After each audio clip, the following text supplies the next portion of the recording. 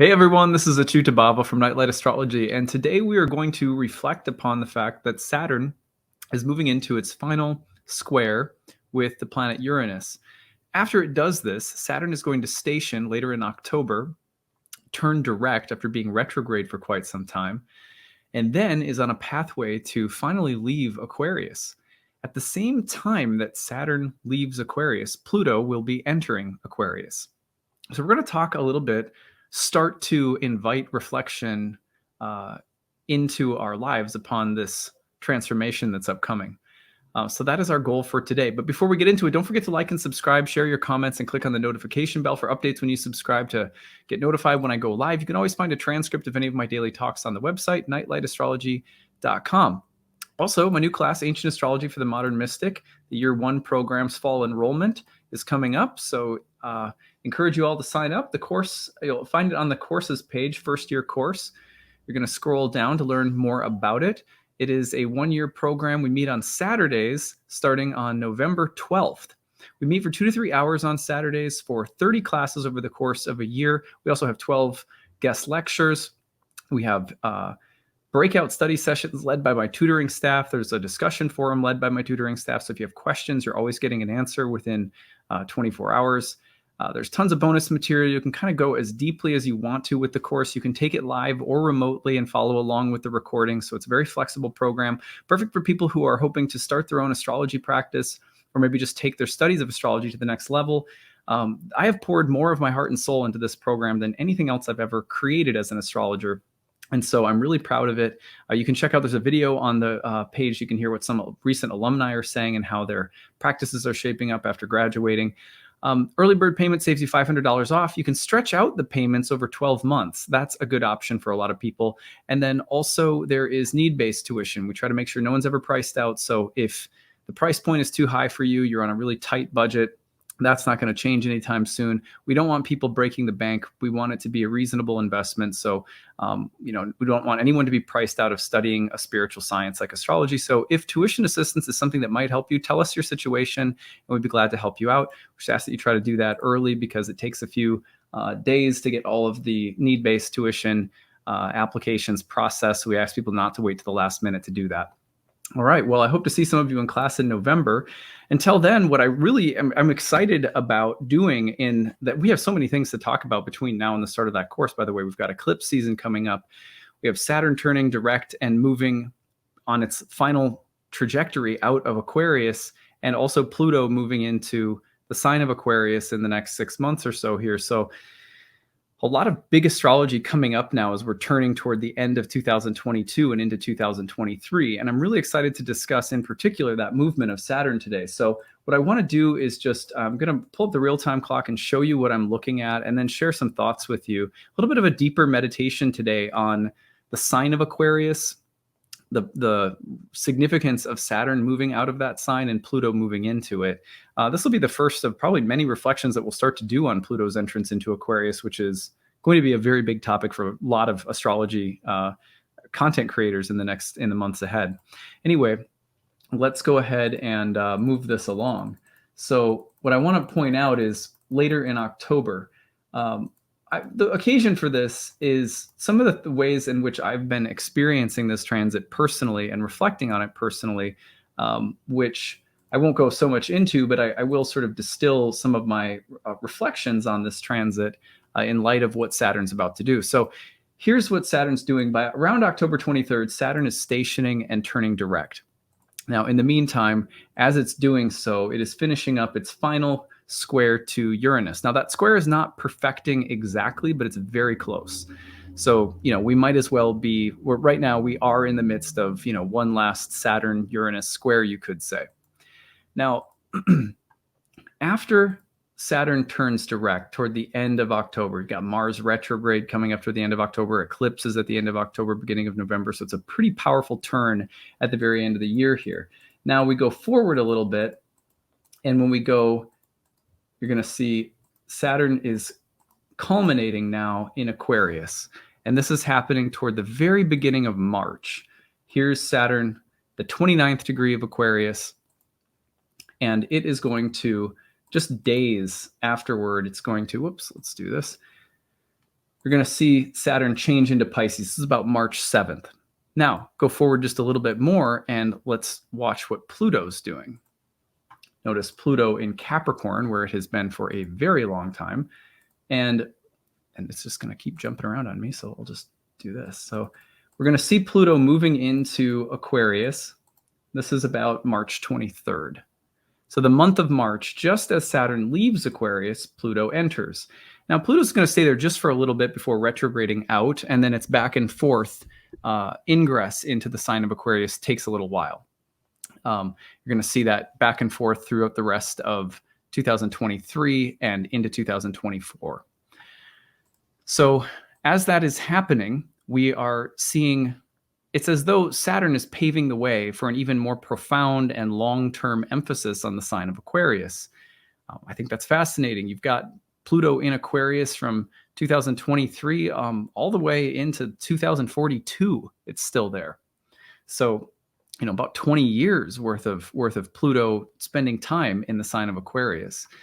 And I've been, I've had the occasion recently to reflect quite a bit on this sign of Aquarius, Saturn's rulership in that sign.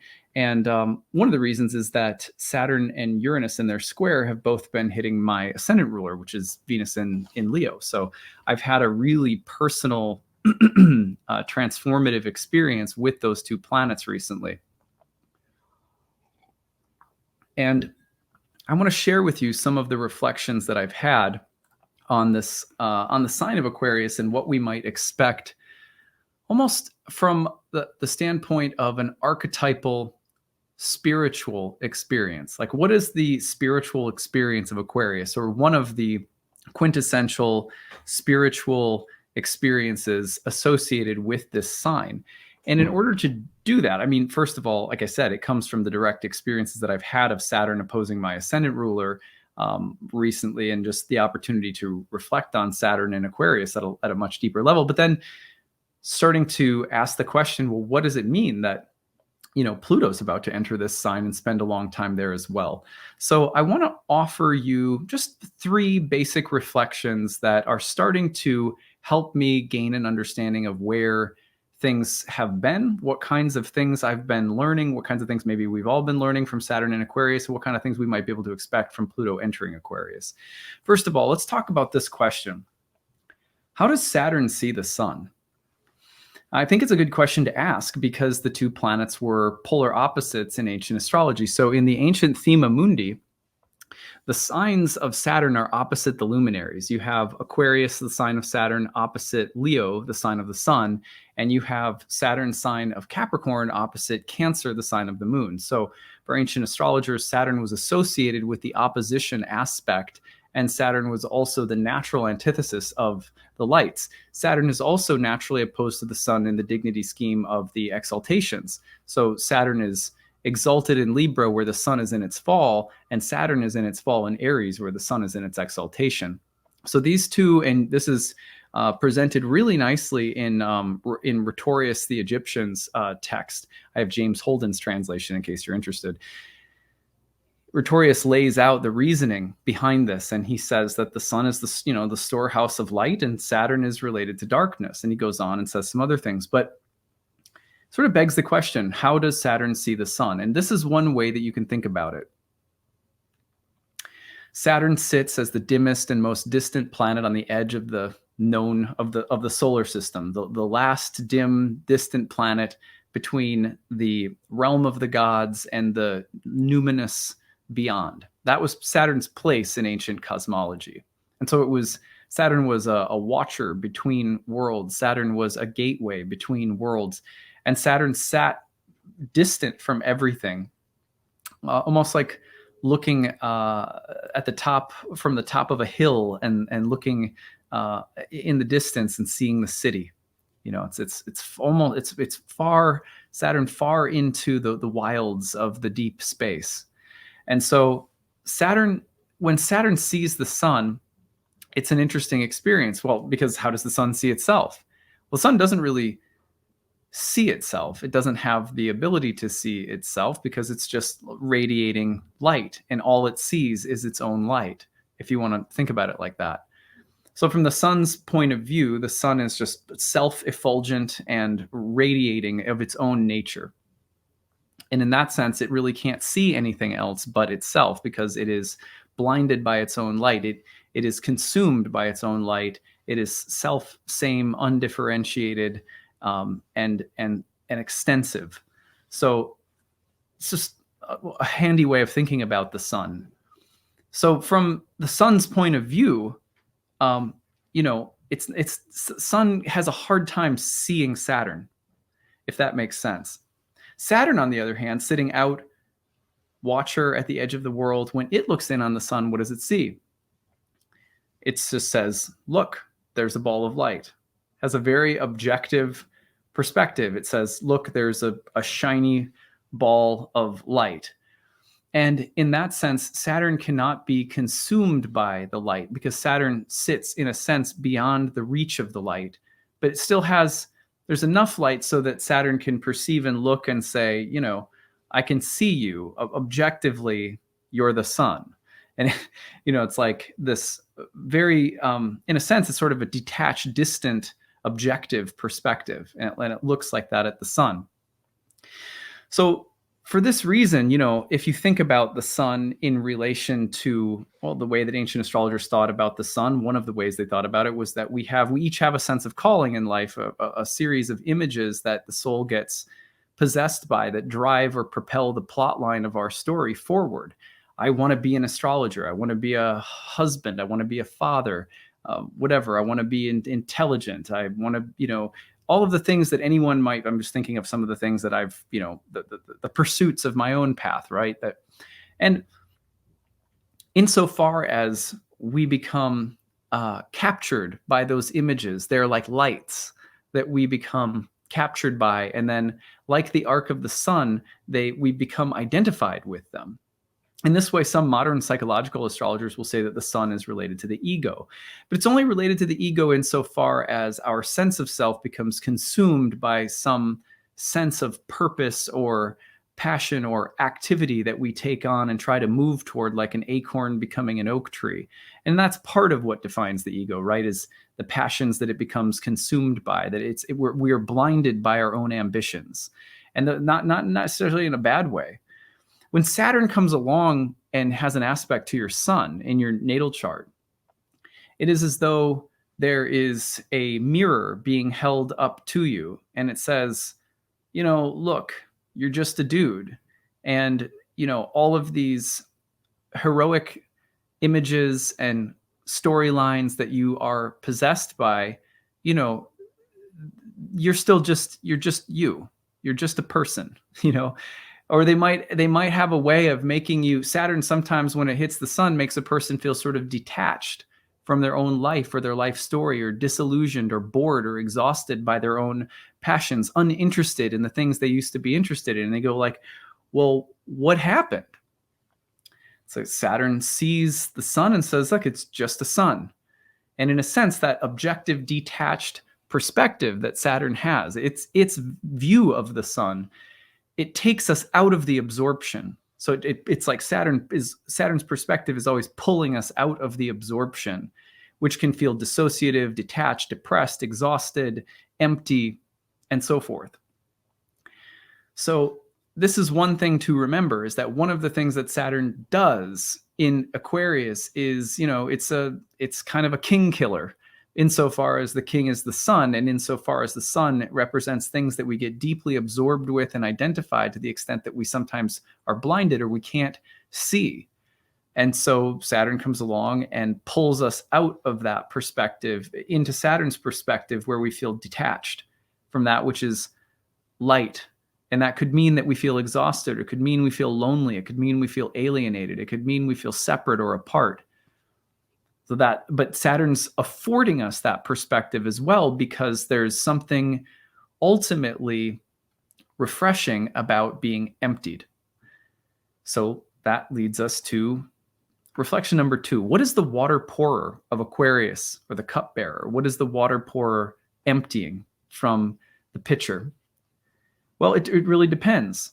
As we were just saying about the sun, what are you absorbed in? What now? We could be absorbed in ideas about ourselves depending on the house position of the sun, ideas about love or career, ideas about our family, or ideas about our wealth or our socioeconomic identity, ideas about our sexuality, and so on and so forth. And we get absorbed into dramas everywhere. And that's the passion play of life. It's amazing, right? There's nothing wrong with that.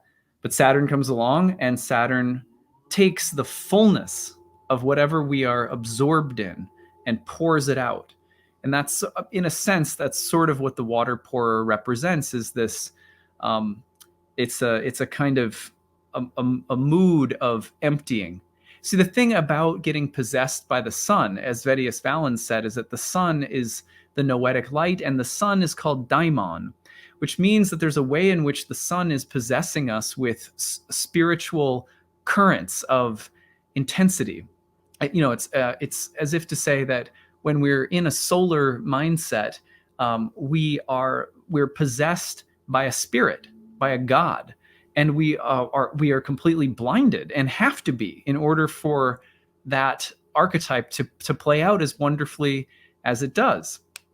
But there are times in life, really important times, that we have to return to being just human, right? That we recognize, I am not a god. I've been possessed by a god.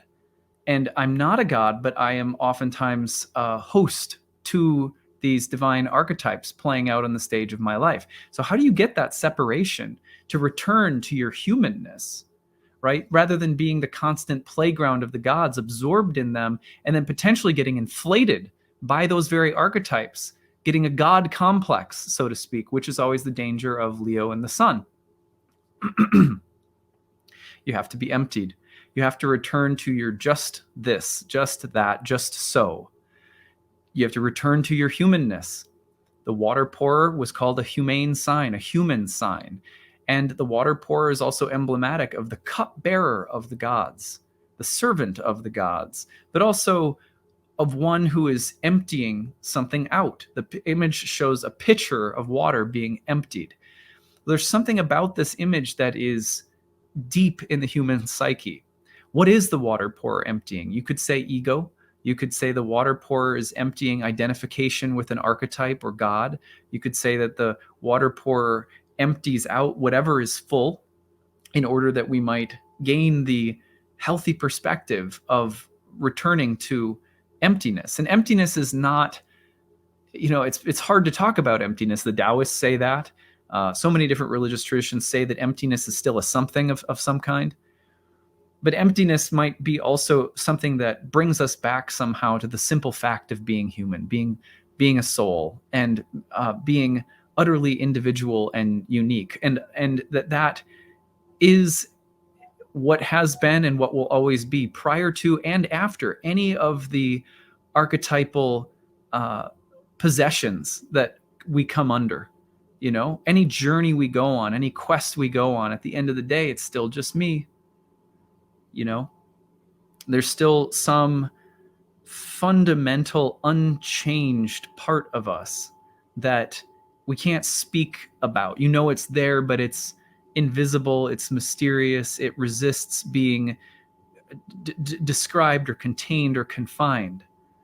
So we're a vessel, we're like a vessel, an empty vessel.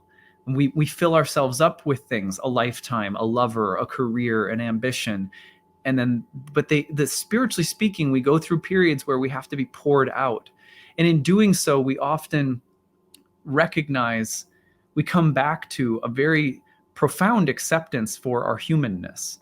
At least in this earthbound drama, Aquarius is a great reference to our humanness and coming back to it.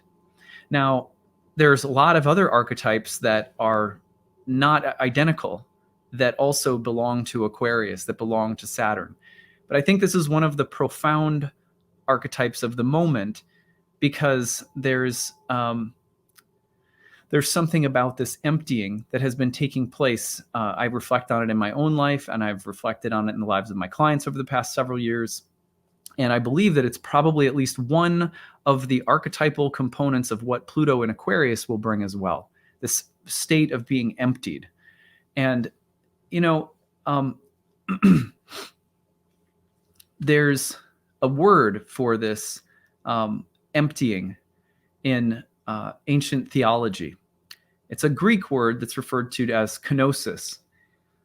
So my third reflection is, what does a kenotic life look like? I want to read you just a few passages. This is from, I mentioned this book some time ago. It's made a big impact on my life in the last year. It's called Religious But Not Religious, Living a Symbolic Life. Written by Jason Smith, who has a wonderful podcast called The Digital Jung that I really like as well. Emptiness and kenosis. This psychological experience of an empty center finds resonance in virtually every religious tradition, if not always within a religion's mainstream expression, then certainly through the contemplative or mystical aspect of that tradition. In this regard, we find the concept of sunyata in Buddhism, the void in Taoism, Nirguna Brahman in Hinduism, Ayin in mystical Judaism, and the aspect of Allah as Al-Batin, the hidden one, in Islam. Each of these symbols is an expression of nothingness or emptiness, which is not to be understood here as a negation. Rather, it should be regarded as the source and fullness of all things that yet cannot be known or named within the field of consciousness. The Christian tradition, too, has its expressions of emptiness in the form of the theological idea of kenosis, which is derived from the phrase in Paul's letter to the Philippians where he states that Christ emptied himself of his divinity in order to become a human being. Kenosis is worth looking at here in more detail as it provides an archetypally grounded image of a living essence that becomes more fully realized in that act of giving itself up or of going beyond itself. A quick survey of the qualities used to describe kenosis will show some of the contours of this important and symbolic idea. Kenosis is described as a self-emptying, a humbling, and a pouring out. It is said to proceed through self-limitation rather than self-interest, letting go rather than clinging, and giving away rather than possessing. At the same time, this self-surrender is also a self-realization, a letting go of a false self so that a true self can emerge. The paradoxical nature of kenosis is nicely articulated by Alan Watts, who offers an essential insight into the kenotic dimensions of Christianity when he says, quote, "The basic theme of the Christ story is that this express image of God becomes the source of life in the very act of being destroyed." This is the paradox spoken by Jesus himself to his disciples when he taught them that, quote, "Those who try to make their life secure will lose it, but those who lose their life will keep it." In the symbol of kenosis, then, we have an image of the self-presentation of the divine that simultaneously points away from itself. In other words, kenosis in particular and emptiness more generally, as expressed in all religious traditions, can be understood as the archetypal background of what is conveyed in the phrase religious but not religious. The religious attitude is properly empty, kenotic. It maintains an awareness of the ultimate mystery of life and does not cling to the forms through which that mystery is sensed. It understands that although we need structures with which we can meet the contingencies of life and through which we can gain some understanding of its depths, ultimately what we call truth or knowledge or reality or God exceeds what those names and structures are able to contain. We cannot do without our structures, language, image, theory, symbol, story. All these are points of orientation without which we would be lost in the chaos of the infinite stimuli of living, a chaos we only reinforce through our current preoccupation with the proliferation of data and information. Nevertheless, we must be willing to let our structures go, or else they can become barriers to the individual adventure of being alive. Jung was acutely aware that all our structures, be they religious symbols or psychological concepts, were in the end but, quote, "human veils and curtains concealing the abysmal darkness of the unknowable." The best that human beings could do in the face of the transcendent mystery of life, Jung felt, was to, quote, "paint the world with divine colors." We find ourselves in a position, in other words, in which we must learn what I would call the art of knowing but not knowing. We must find ways to know, be in relationship with, what cannot be known, a possession of the mind. Ultimately, it is not what we know that matters, but what we live. Our concepts and ideas, whether psychological or spiritual, scientific or religious, are like mirrors in which the reflection of truth can be glimpsed, though not fully known as in a face-to-face encounter. At best, they are partial and incomplete expressions of the experiences they are attempting to describe. This means it is not so important that we are in possession of an ultimate and final truth, as that will always remain beyond our grasp. What is important is that we are able to experience a truth that brings us more alive, one that awakens the heart to love, the soul to beauty, and the mind to the wonder of life.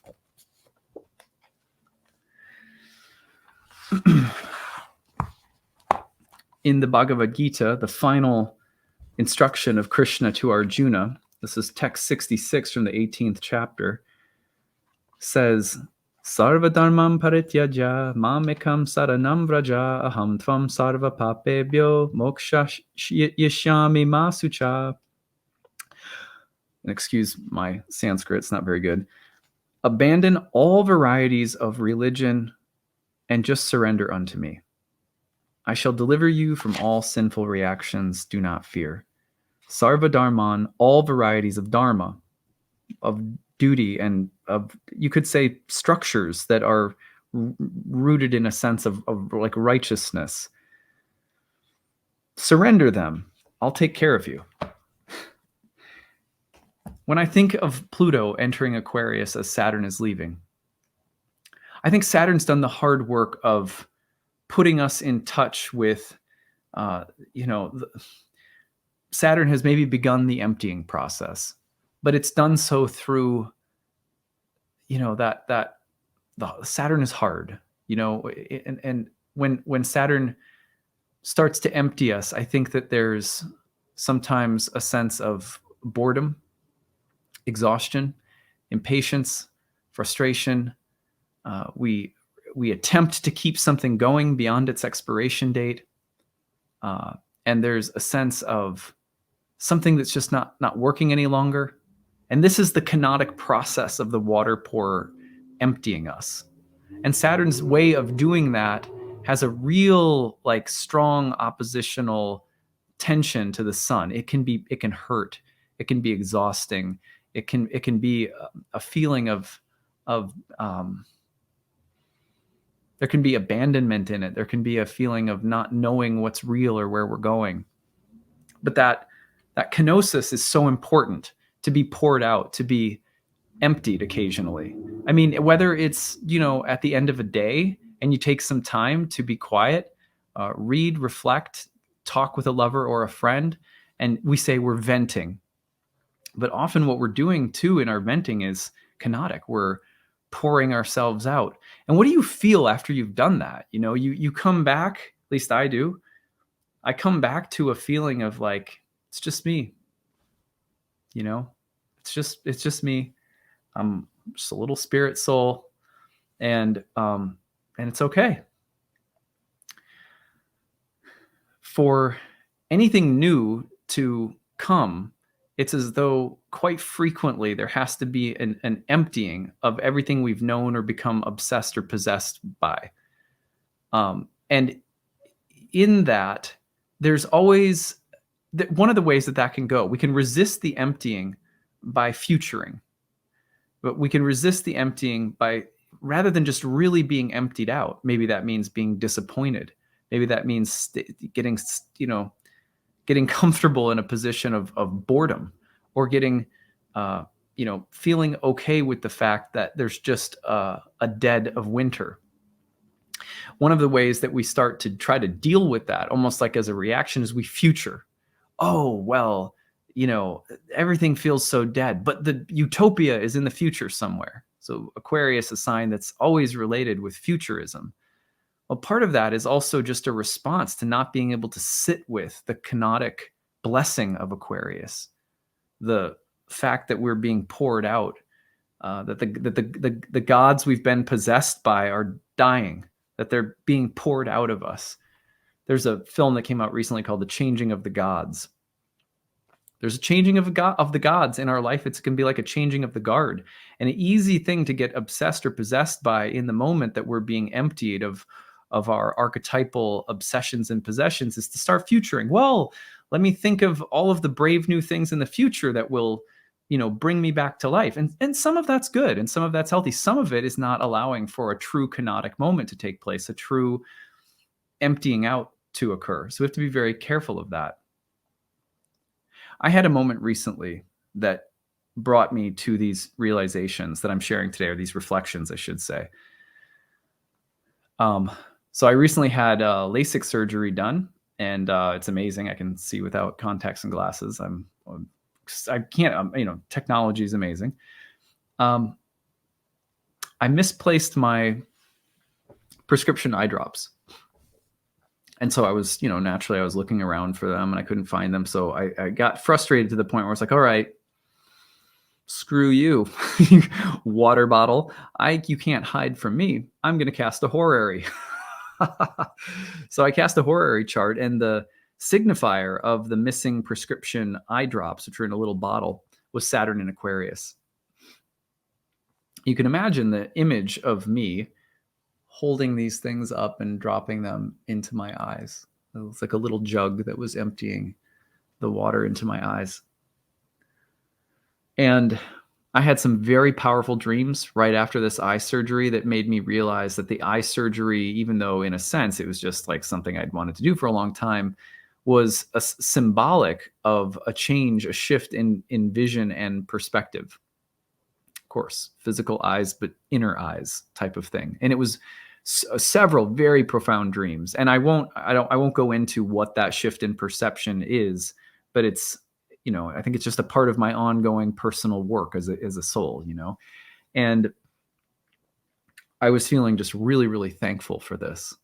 And now remember, this surgery happened as Saturn was opposing my ascendant ruler, Venus in Leo. So Venus in Leo, the sign of the sun, Saturn in Aquarius, the water pourer. So the missing water drops showed up as Saturn in Aquarius, and they showed up in the chart through the techniques that we use in horary and so forth in my living room somewhere. So I thought, okay, air sign in the living room, maybe up on a shelf somewhere. So I start looking around, and lo and behold, there it is. We have on the sort of edge of our living room, there is like a wet bar. Now, we don't drink. We're a sober family, but we have a little refrigerator with like Perriers and stuff like that. And we have up on top is like a little granite countertop with a sink, and then there's a tea kettle that's like a pitcher, and then there's all of these beautiful goblets that we got from our wedding. And so I look, and sure enough, it's sitting right on top of the sitting right on top of the little refrigerator, holding the Perriers, right next to the tea kettle. It's like a pitcher, and right below a series of goblets.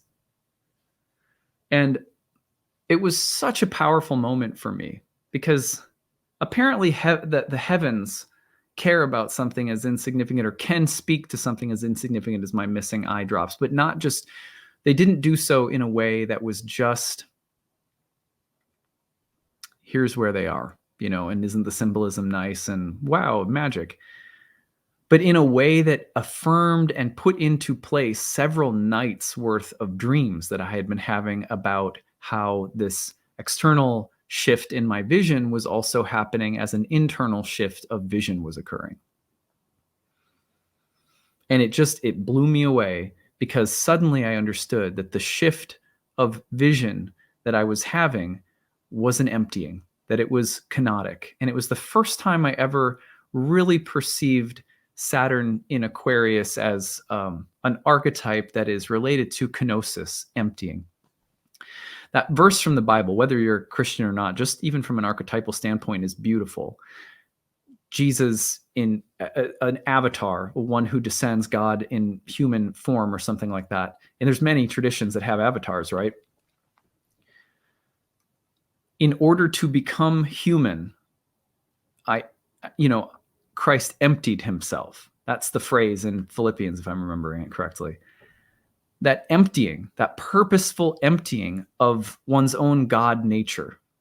For us as humans, it's as though our lives are the playgrounds of the gods, and who we think we are is usually nothing more than a temporary method act that we have going on that's beautiful and powerful, and we learn so much from, and it delights the soul. But occasionally those, the lights go down, the third act has finished, and the gods leave the stage, and there's an emptying. And in that emptying, we can fight it in so many ways. We can try to stay busy. We can future. We can be upset that something isn't as good as it used to be. And these are some of the curses of Aquarius. Or we can just allow ourselves to be emptied. And when we really allow ourselves to be emptied, a shift of vision occurs. And we start on a new path. And this is the transition happening in that middle of winter that Aquarius represents. It's a preparation, a paving of the way for something new. But there's a very deep emptying that happens. And the emptying can make us feel alien and dissociated from ourselves. And this is exactly how I had been feeling for a long time, actually a year and a half since Saturn really started getting into it with my ascendant ruler, Venus in Leo. Is as though Saturn was holding up the perspective of me and saying, look at what you are absorbed in. Look at what look at the light of the gods that you're absorbed in, that forms your sense of self and ambition, and look at the method act you've been playing, and let's empty that out. And it's holding up a mirror, Saturn is to me, and just saying, it's just you. It's just you. So to me, when Smith says, I'll reread just one little part of that passage I read. When he says that living a symbolic life, living a life with a religious attitude, but not necessarily religious identification, is kenotic. What does he mean? The religious attitude is properly empty, kenotic.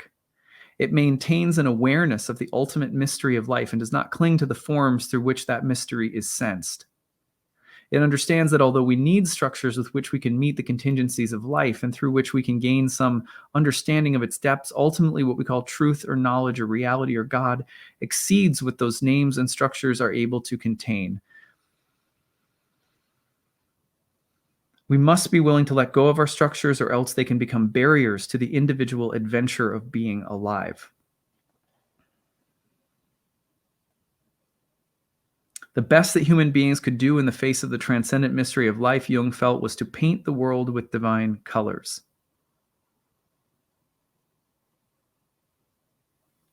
I really love that. And what it makes me realize is not that, again, I don't understand kenosis to be the idea that, we negate things, or that there's just a void or something like that.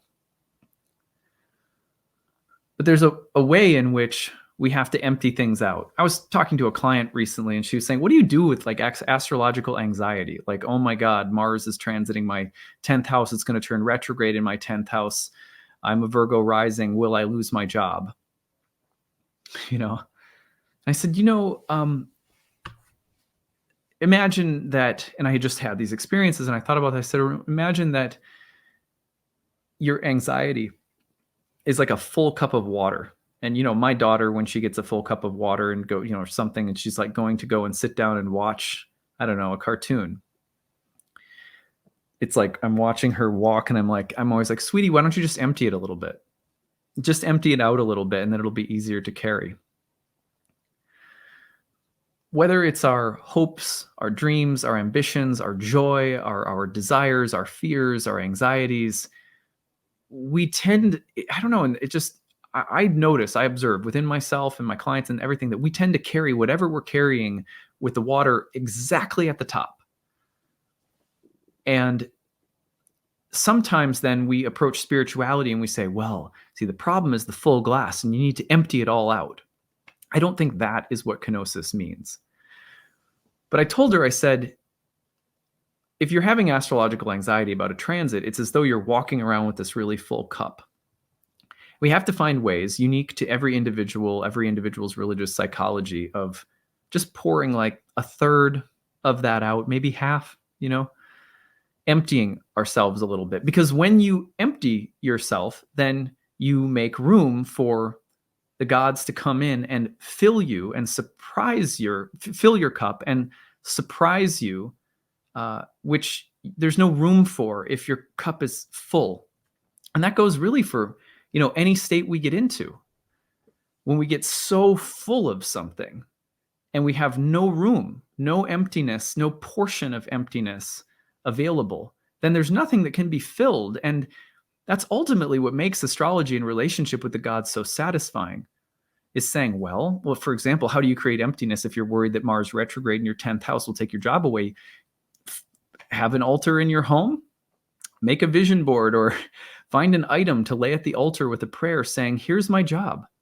I'm worried you're going to take it, but you know what? Preemptively, I'll offer it in case it is something that you want. See, that kind of openness. I don't want you to take my job, but if you want it, here it is. That openness is the equivalent of taking the full cup and emptying like half of it out. And then there's room for the transit to come in and work with us.